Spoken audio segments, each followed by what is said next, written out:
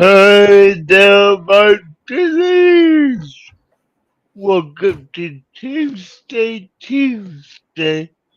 episode 97. And Happy tonight, Transformers Day! yeah, happy dreadful day for tonight. We are not doing reboot like we said we would, but that will be next week because Pickles if not getting out of that. All right. Here's the thing. I did watch the show. Okay? Okay, Yeah, I actually did watch the show. So my suffering has already been established. okay, but we're not talking about that. So, Right, right.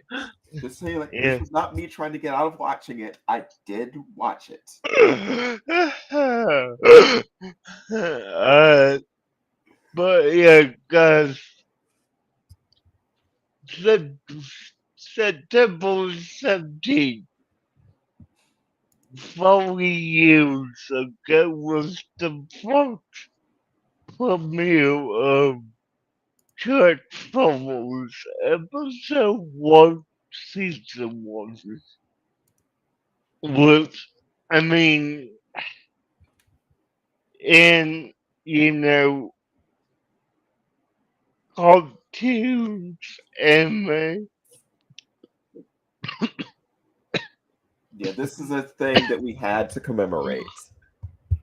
You can't let a day like that, the yeah, 40th anniversary, go by without doing something.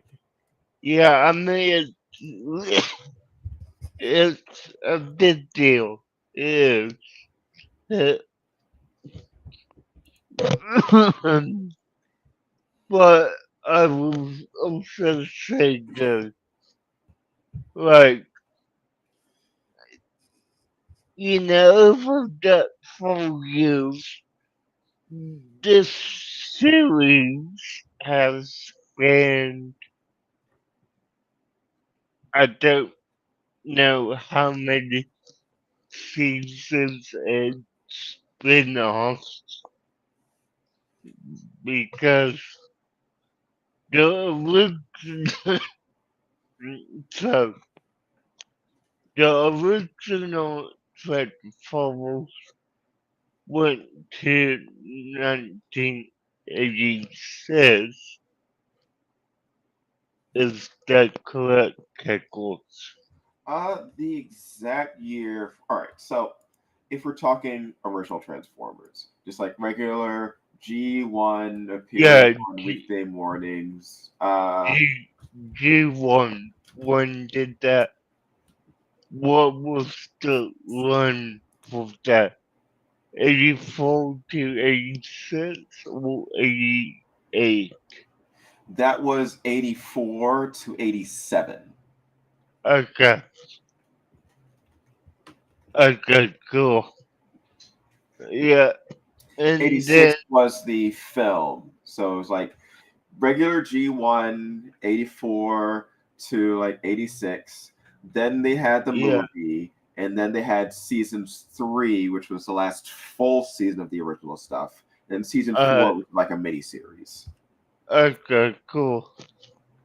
Yeah, and then, we get into the 90s. We have different types of, you know, transformable shows. We have Beast Wars, Beast Machine.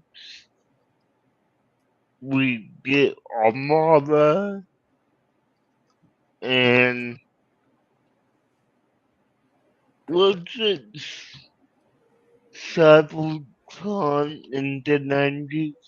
Oh, Well, all right. So what you've brought up is something that's kind of interesting and really does tie into what we're talking about today because you decided that you wanted to talk about Transformers Robots in Disguise.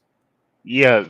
The fun thing about Robots in Disguise is that in America, we had the Transformers, which had Yeah.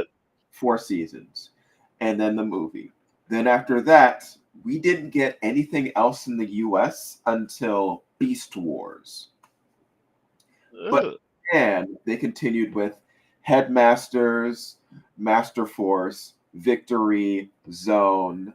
So Transformers sort of kept going in Japan, and what we think of G1 here is a bigger thing over there. yeah. Hey, Peter Garcia.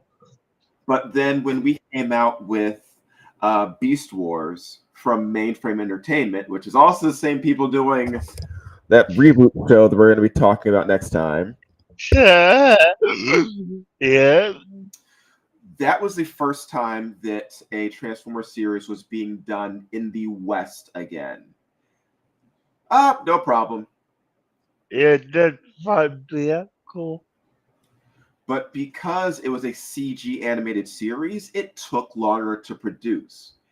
And since they wanted more content over in Japan, they made a series called Beast Wars 2, Yeah. which basically took place around the same time as the Beast Wars series that we had over here, but it Mm, was cell animated instead of being CGI. yeah. And a very interesting thing is, okay, you know, before we really get into the episode, but the Predacons that we see in Transformers Robots in Disguise, That of the big one too. they are the characters from Beast Wars 2. Yeah, I got figured that. Mm-hmm. Um, and a lot of the Autobots that you will see in Transformers, like on the Autobot side, are actually reused characters from the Beast Machines toy line. Not, Oh, not Beast Machines. Transformers Generation 2 and I think Metal Force. I forget exactly what it was called. So yeah, I tell you. Robots in Disguise is basically a filler series. While they were working, it was basically taking the leftovers from a bunch of Japanese shows and the toys that were unproduced and making a show that was quick, dirty, done fast to get out the door while other things were being worked on.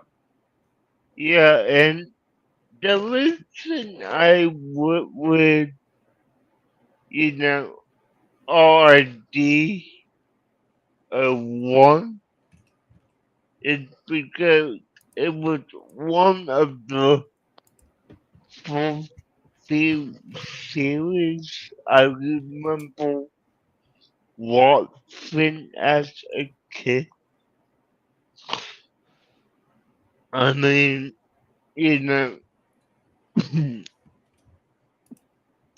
growing up in the late 90s, early 2000s, Mm-hmm. for me, it was,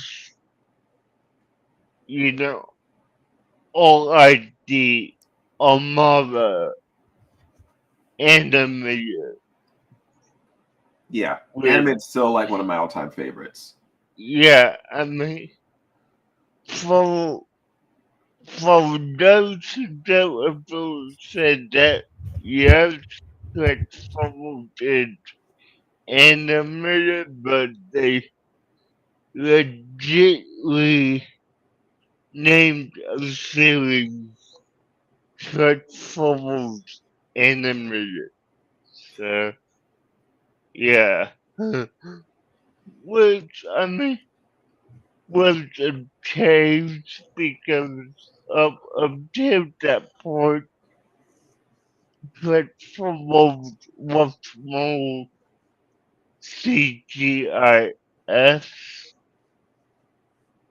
for the majority of its run. Now,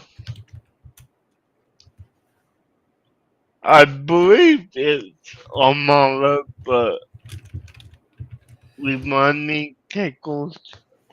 Well, Armada was the start of this whole trilogy called the Cybertron trilogy, which was Armada, Energon, and Cybertron.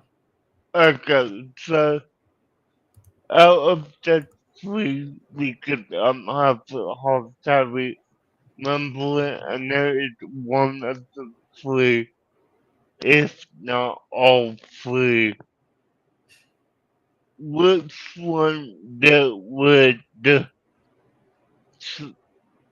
and it might be all three, like I said, but there's several planet keys.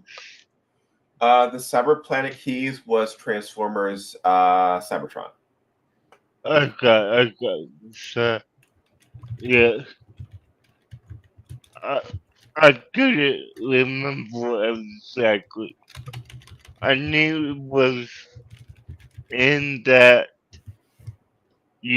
Armada time span, so yeah. Yeah. While in Japan, they're basically separate series. In the US, they re edited and combined them all in basically one continuous story. Yeah, I got you. Makes sense. A similar thing was done with the Macross stuff, where they took various Macross series and combined them into like one continuous story, even though originally they were unrelated. Alright, cool. Now, you know, I could sit here and talk about Transformers in general all day, but I think we should dive into the actual episodes we have to talk about. So, The actual show that we picked. yeah. Now, all I did robots in disguise, and as you can tell, I have the actual title called behind me. All right, let me swap out. Hey, what you have is great. It's the OG, right? So, I basically picked one that is part of the 40th anniversary art. okay, nice. That's good. I didn't know that was the same. So I just what I could find. So, yeah. But, yeah, all I did, and let me preface, please fix this with this little tidbit of information from those who don't know.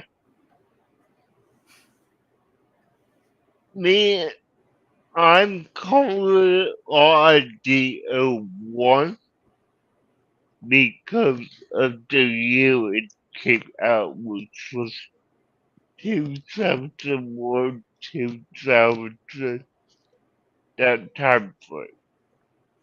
There is RID 15, I believe. Yeah, the one that's a continuation of Transformers Prime. It was a good. It didn't feel like a continuation. It all right. It was a bit more laid back and kid oriented compared to like both of them were kid shows. These Yeah. are transforming robots. They're all kid shows. But Robots in Disguise did gear a little younger than Prime did. Yeah, I mean, like, I mean, I was fun. I was a bit of RD 15. It didn't hook me like it should. Hello, bud. Yeah, hey, blood bottles was here with you. But yeah, no. So back to RID one the really came out. But you know, the way it begins the episode was just coming into, you know, 5 a.m. Japan time, and Almighty Kojo's alarm clock goes off, and he listens out about saying that he is late. That, I mean, forgive me for saying this a little bit. That, No, don't. that reminded me not one to one, but similarly to how the very first episode of Pokemon began. All right. Here's the thing about Robots in Disguise. Yeah, This show is anime. This yeah, show is early 2000s anime. This show is the stereotype of early 2000s anime. This is, is this is as stereotypical straight anime, what every American thinks of as anime, as you could possibly get. yeah, nah, I got it. I will, I will save my comment for when that character enters, but Yeah.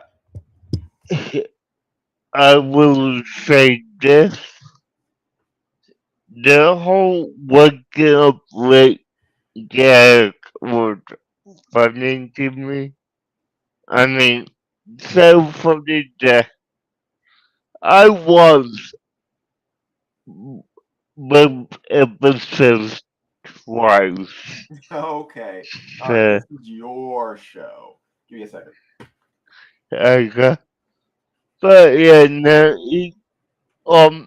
MC wakes up, listens to his rip through, calling for his mom, say it like, hello, it's, Okay, I'm back. because, okay, his dad is one of the leading, I'm gonna say, environmental scientists who is concerned about the energy crisis facing the globe in the show, and when is the Toonsday Tuesday, and I'm butchered that name, I know, Oh, of course. but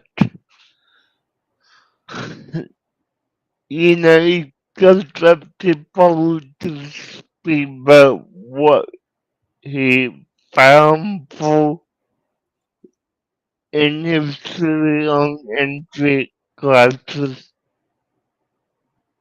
We don't get it because, of course, it covers Megatron in his giant hand mode, like really just a giant hand coming at you.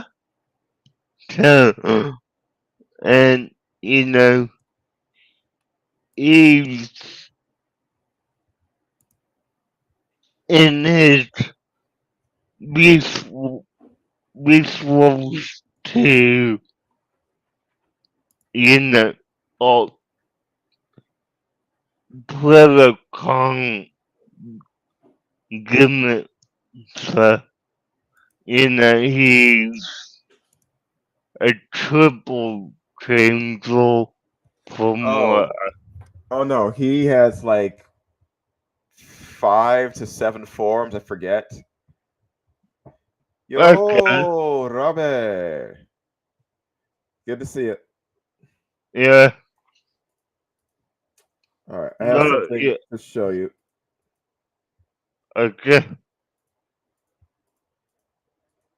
but yeah, no, he changes his form and, you know, basically terrifies everyone.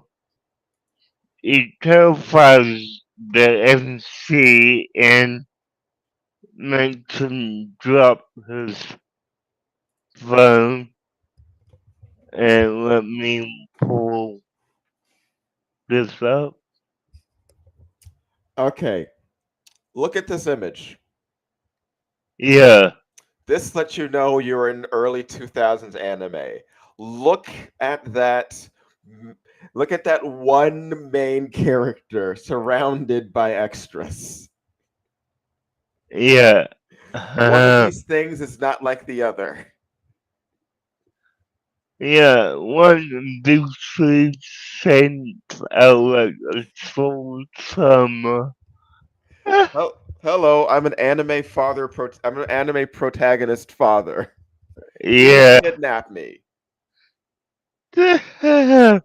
Yeah, so, you know, we get that trope.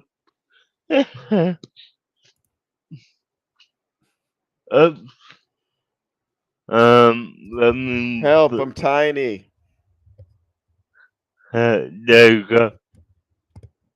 But yeah, no, I mean, it follow is pushed by Megatron for his knowledge on energy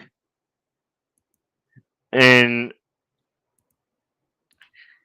you know, the MC gets a call from his dad on this really, I'm calling it janky now, but just really janky video phone for the Right, time.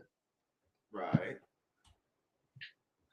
And, you know, instead, of course, trying to tell him, oh, you need to do this. We don't hear what he needs to do. But Oh, then, oh, DJ, just 1 second. The title of the video does say reboot. on YouTube, On Restream, this title does say reboot the Guardian Code. okay, well, on, on Muslim, it wouldn't let me change it, Oh, okay. but on YouTube, it does say Transformers. So, Oh, okay. Yeah, it's a bug with weak swing. So All right, I'll have to change it on my end for me. yeah, Go ahead. okay. So you know, gives a call from you know a real a mysterious robot character with is Optimus Prime for all your football know. Hey, district was there, but yeah, no, just like he tells the schedule character to meet him at this park in 5 minutes, and he will explain everything. Then we transition to what I find funny, which is Clang, clang. yeah, We always need more cowbell. uh, Always. yeah. Now we go to a fire engine on just get into a final scene, and one of the five bottles realized that you know there's a voice talking to him saying, "I need to commandeer your vehicle.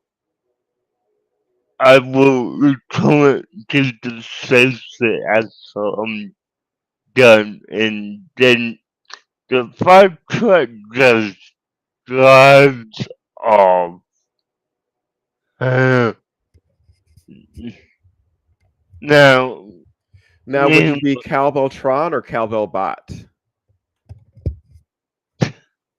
uh, meanwhile, we'll come back up on our main character, Jeff, and he's walking to this park. Well, he then notices that travel agent coming out of nowhere, open the door, tell her to get in, we need to go. And, the fire engine prime hobby proceeds to drive on the road and takes a detour to a unsuspected, unfinished bridge. Okay, and Pickles has something to say. Well, let's look at that. Well, no, I'm right now. Come on. Okay, so this is the scene that I'm talking about. Pickles, do you want to say anything about it? Um, yes. Here's another protagonist boy. Look at him protagging all over the place. Ah, Couldn't be any more spiky if you tried. Any problem with Yeah, it? yeah, no, I never understood what would for the 90s, early 2000s, even late 2000s, what would give it the MC spiky hair? I mean, come on. They're trying to pull a Goku, Yeah. but this guy doesn't look like he'd even be able to like fit through doors with that hair. It Goku does? Okay. But yeah, no, I mean, and please worry about, flying off of a unfinished bridge when supposedly they live off it and land completely on the other side of the bridge where there's a roof forming right before the eyes and the ocean splits and have to reveal a underground space with a space bridge. If you don't know and got forward allows the robots and Decepticons to easily travel anywhere on the planet or in the galaxy. So, yeah. So,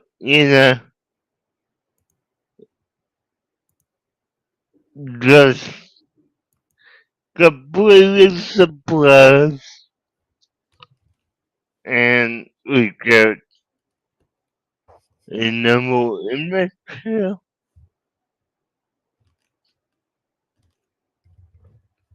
There's just some space bridge travel. I'm just trying to Yeah, keep up with what you're talking about. yeah, no, I gotta make sense. No, I mean, dude,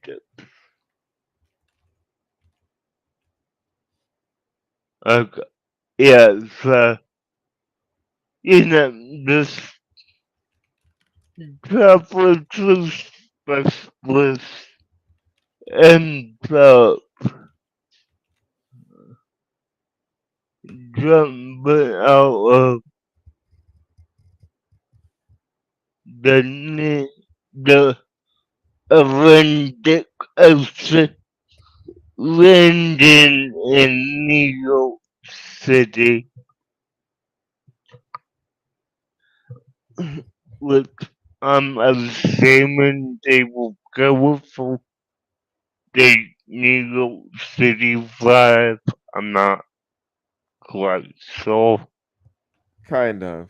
Oh, So, and Peajage, Soundwave is not in this show, but if you're asking about the movie, he has a minor role in the new film.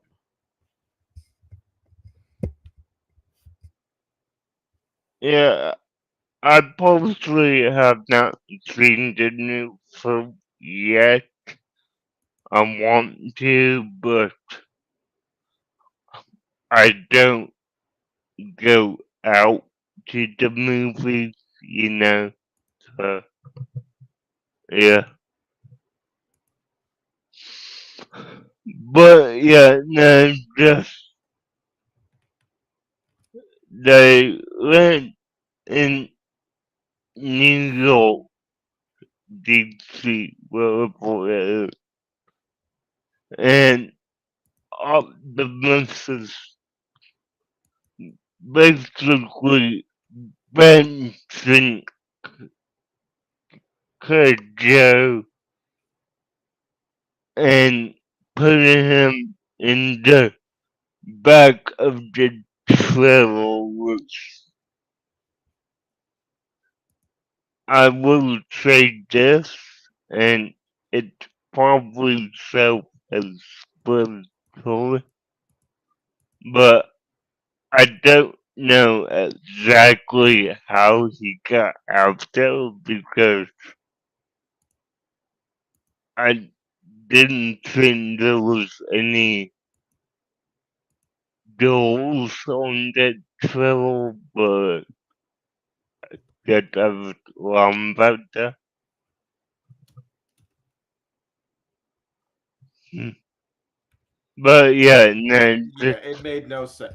Don't worry about it. They had a slideshow of just a square of the picture moving, explaining how he moved back there through the wall. yeah, yeah, no. But yeah, the, basically they'll put him wherever. But ultimately there's two fight Megatron and Megatron calls his games out to deal with Optimus while he's dealing with the doctor. And help me out here, Pickles, who wrote the three webcoms that came out? Okay, so the three characters that came out that they had to deal with Hey, was Dad. Casper, um, Gas Skunk, and Darkscreen. Okay. Now, okay. I'm assuming that Dot Screen is supposed to be like, some screen or soft screen, so Not quite. They really, don't share personalities. He's not the scheming backstabber. The three Predacons in here are basically the Team Rocket of the show. okay, makes sense. Yeah, No, and yeah, they're the wacky comic relief villains. I got it. Now I will and get my part here and let Pickles take over after I said that, you know, Optimus could have definitely taken all three of those on his own if he really wanted to. So, Yeah, they're kind of incompetent. yeah.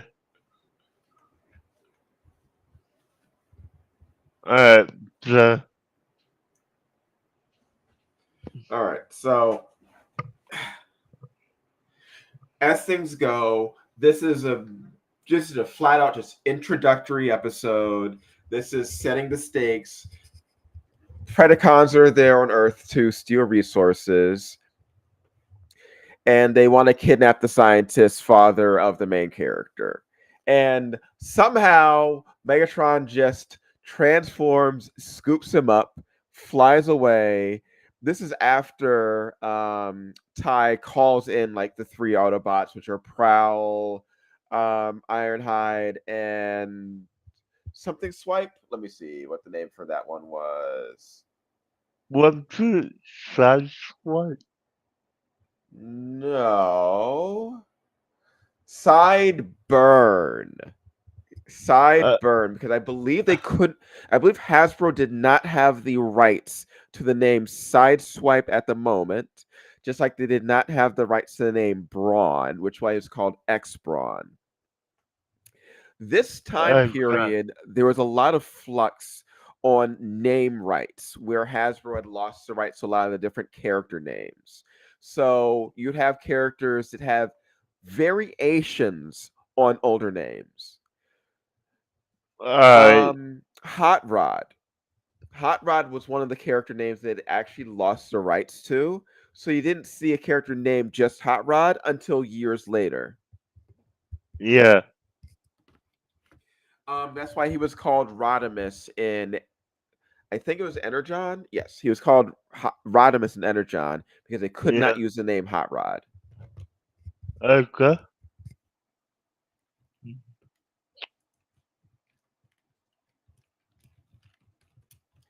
Okay, so they have a fight. The three mostly used villains, the three mostly used hero characters that are all sort of comedic, have their little brawl, and then in the midst of it, Megatron scoops up, takes away the scientists, and they get out of there. And you have your set premise of the show with the main character Koji working with the Autobots to stop the Predacons and to find his missing father.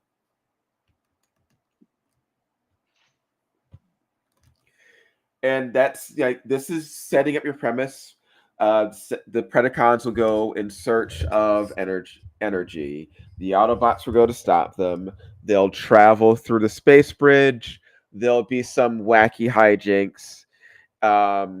You'll have Sideburn sexually harassing a sports car in every appearance that he's in, and it's never not weird.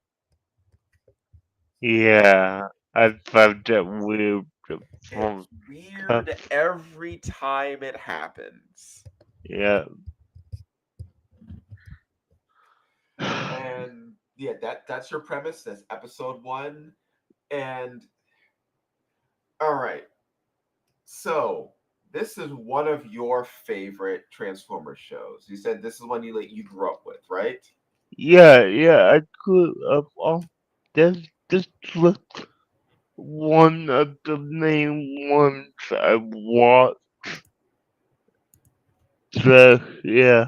So going back and seeing it again, how does it feel? I mean, you said you watched both episodes twice, so you obviously enjoyed the episode. Yeah, I enjoyed it. Okay, I will say this because I think this needs to be saved for just me in general. But the whole animated style of this series is one that Keep. you know, I liked. I mean, it's that okay, I will say this, and no, having watched this in like 23 years, I totally forgot that Optimus was in his robot mode was not as boxy as he normally is, if you know what I mean by that. If Yeah. you do. Hot buttered popcorn. No, I mean, they did slim him down hill, so Oh, he yeah. had super anime proportions. He Uh-huh. he had molded um he had molded ab muscles. Why does a robot need molded ab muscles? Yeah, no,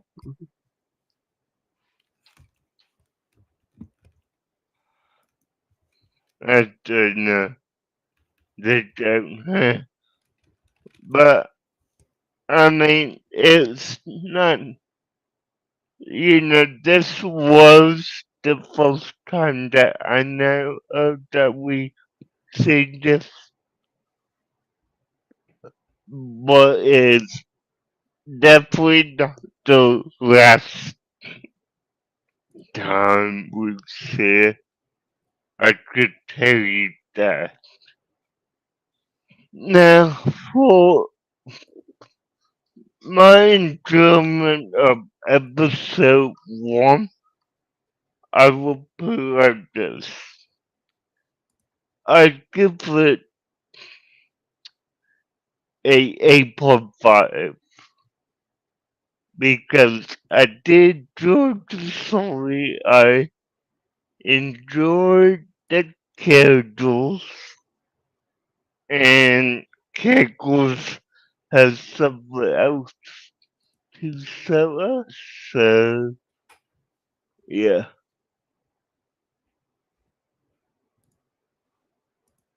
Uh, yeah. No, sorry, that do more.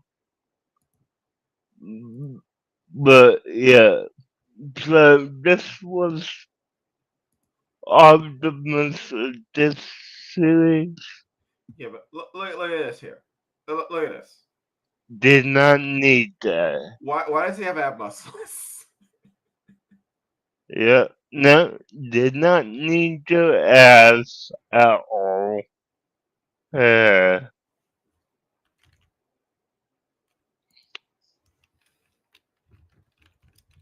so, yeah, for me, the series is a 8.5. All right. All right. All right. This is something that you love. Yeah, So I'm not going to dig too bad into it. yeah, no, I mean, This is a filler series. It uh, was it was designed to be quick to get out the door, and because of it, a lot of the animation was done cheap and fast. yeah, There are far too many scenes of characters standing stock still, not moving at all, while there's voices going on around them. yeah, One character standing over there, one character standing over there.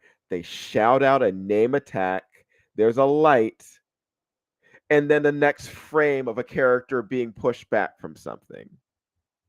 yeah, I mean, okay, is it the best animation? No, no, it's not. But, I mean, take it from the perspective of a 7-year-old. Oh no, no, no, I completely get you. I watched a lot of stuff that does not hold up animation wise, but my child brain puts it on a pedestal. Yeah, I yeah, understand. And if I go back and watch some of that stuff, I'll not see any of the flaws. yeah, so, Yeah. But that's, also that, it was the style at the time. This was yeah, how it was and done. that's what we have here is, is something from when I was a little kid, and yeah, so definitely I not get you. I get something, you. yeah, But for me personally, the tropes, the animation, I yeah, give this a 6.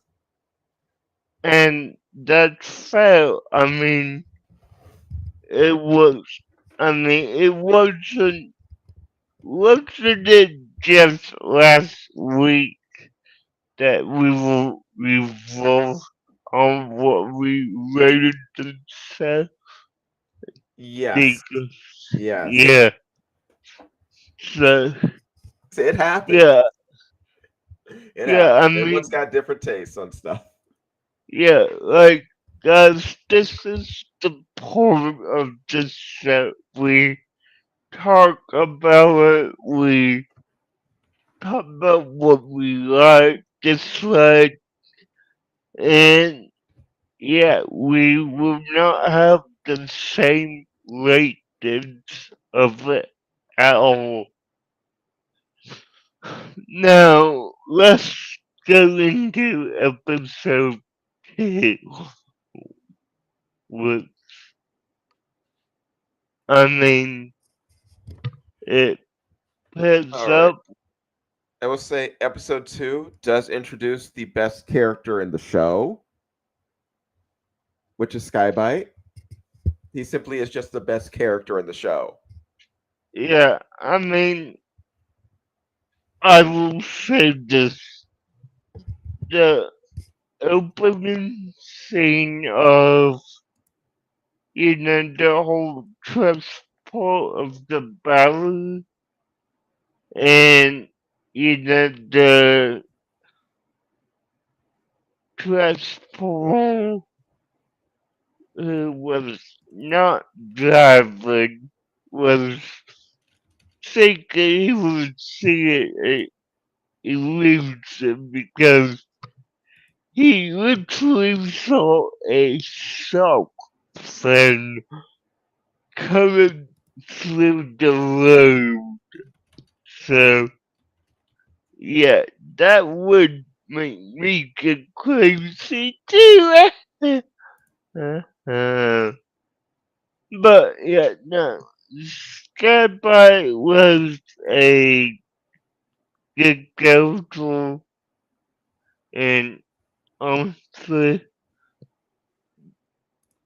if there was a platform that you would love to hate, I believe Skyby would be the one.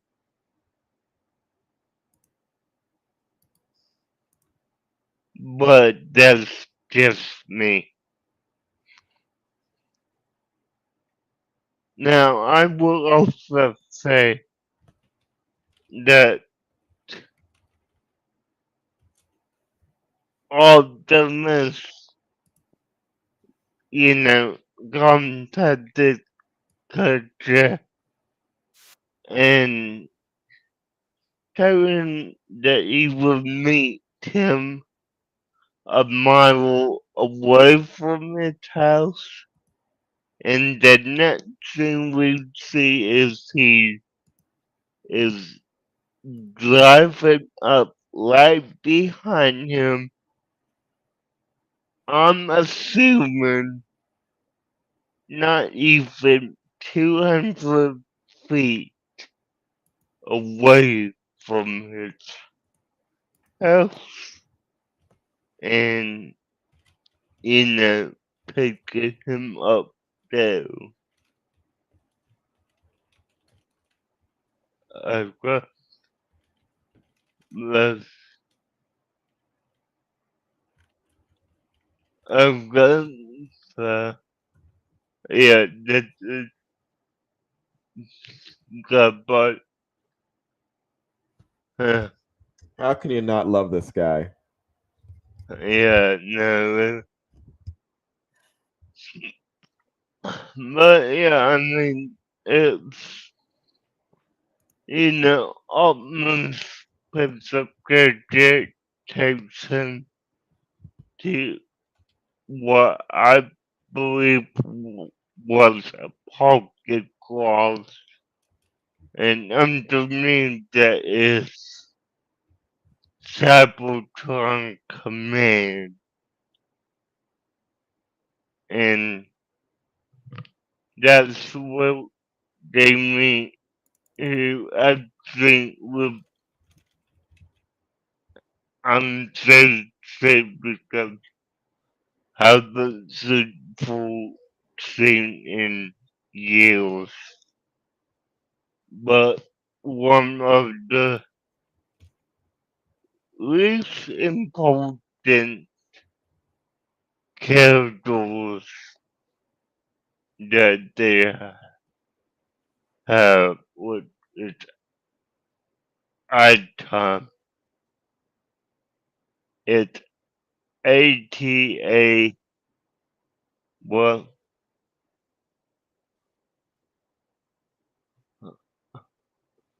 but it was so comfortable being on job for the service, being the Alpha 5 of the group. Oh, okay, yeah, I get what you're saying. Ty, the Huh, virtual Ty. assistant Ty. Yeah, yeah, Ty, okay.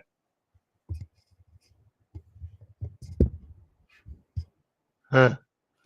But yeah, no, like Ty was definitely the alpha of the command, being that plucky, always equal to assistant in an introduced safety culture and basically saying that, oh, I will be here helping. I'm here helping the boss with what they need. So, yeah. Mhm. I, the whole episode was, I feel more, I was the beginning of it was more of a continued introduction of what we will be seeing throughout the season because in a tie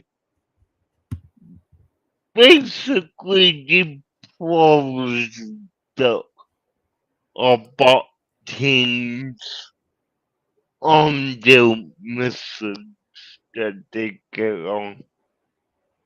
And we see the Arbok brothers, the group name on patrol, and I believe it's X-Blonde who is attempting to drive up what I'd say is supposed to be Tokyo Tower. Pickles, can you Yeah, confirm I that? believe that's Tokyo Tower because Koji and like where he is, that stuff is supposed to be Japan, I believe. Yeah, That's why when it was nighttime over where he was, and when they were in New York, it was daytime. It was supposed to be like cross time zones. yeah. The, it's definitely interesting to see that. Now, uh, okay, I'm sorry to slip you, so might need you to help me out a little bit more. Eh, Sure. Okay. Megatron is basically trying to find energy so that they can power their base to move it because they're hiding on Earth in an underwater base and they use up most of their energy supply just getting to Earth. So that's their main reason for trying to find energy sources. The three Predacons basically go and grab random batteries yeah. to use as their power source because they are the goober comic relief. So, Skybite, as the only semi competent henchman, is one who is going around and basically eating cars and stealing their batteries. but he discovers an ultra powerful energy source, which was a bomb being used by terrorists. So he goes out to try and find this bomb, which is hidden in a red sports car. Mm.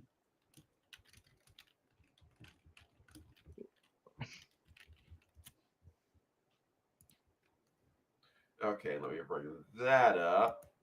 Uh, Yeah, red sports car, which is very similar to one that Sideburn has been like chasing after because he's the car horn dog for some kind of reason. yeah. All right.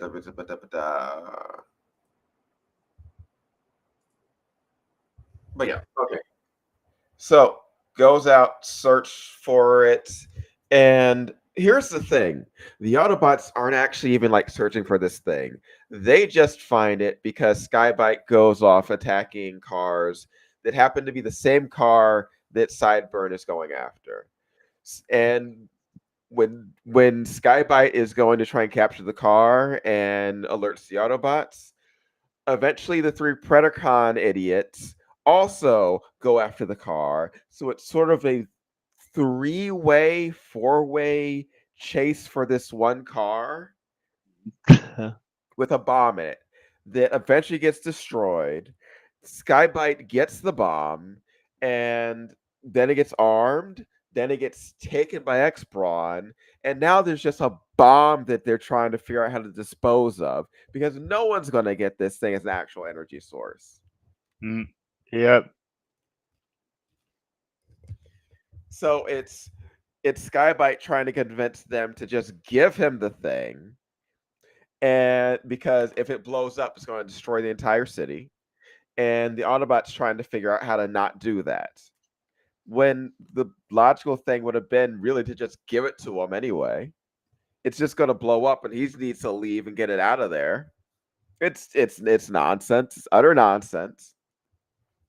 Eventually, they do get this thing out into space, and they blast Skybite up into space as well. And they both blow up in low Earth orbit. But somehow Skybite completely survives utter vaporization because he's the best character in the show. And you can't get rid of him that way. Yeah. And he's at the end of the episode reading Shakespeare, trying to understand humans, which starts him on the path of being Skybite the poet. Okay. Yeah. Yeah. Alright, well, that definitely sounds interesting, I would say. So the Eh, episode leans more on the humor, which is the strength of the show. The animation yeah. was still kind of meh, but the humor writing does make up for a lot of that. So, like for the rest of the episode and the other characters, the show still gets like a 6, 7, 7. It does better than the first episode, but Skybite gets a 10 out of 10. Yeah, no, I agree with you. Step on talented character anytime. But yeah, this episode, it, it wasn't a memorable episode. So yeah, definitely 7 out of 10 for me. Which it's still hard, but yeah. Mm. Now, overall, good show. Definitely worth a watch if you want like a more comedic Transformers show. It holds a very special and unique place in the franchise. You cannot deny it that. Yeah, no. definitely not. But in that, there are shows like Prime that different way better with the actual storytelling and the action of the show. I mean, I will even go that far and say Transformers Rescue Bots did a better story than this for the most part. So, yeah.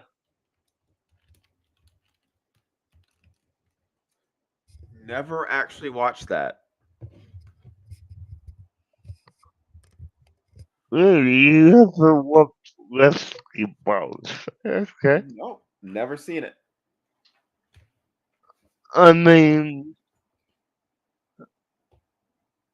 briefly, just, you know, average B-list characters of Transformers who are already classified as rescue bots, but, you know, they are in like a safe shift. One day I was set to off. They awaken Prime gives them the mission of, hey, preserve, protect, and defend this city. Work with the humans and understand them. It's, I mean, I'm not gonna say Rescue Box is a preschool show because it's not. It's just one of those 2010 shows that was more made for the Hasbro Hub network, you know? Mm-hmm. So it was meant to be more lighthearted and family friendly for that time.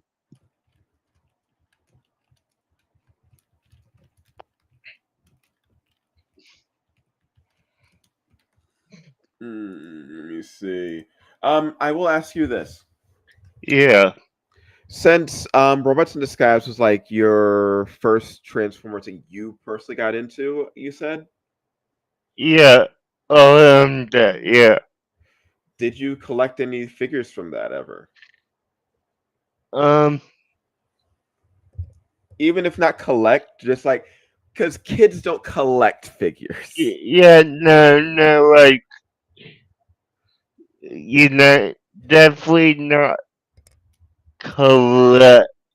I mean, but I may have had like one or two Transformers toys. I mean, the only one that I remember in detail happened was a this a Optimus Prime from animated that was a plushie, but you could transform it between robot and vehicle mode. That's the only one in detail that I remember have.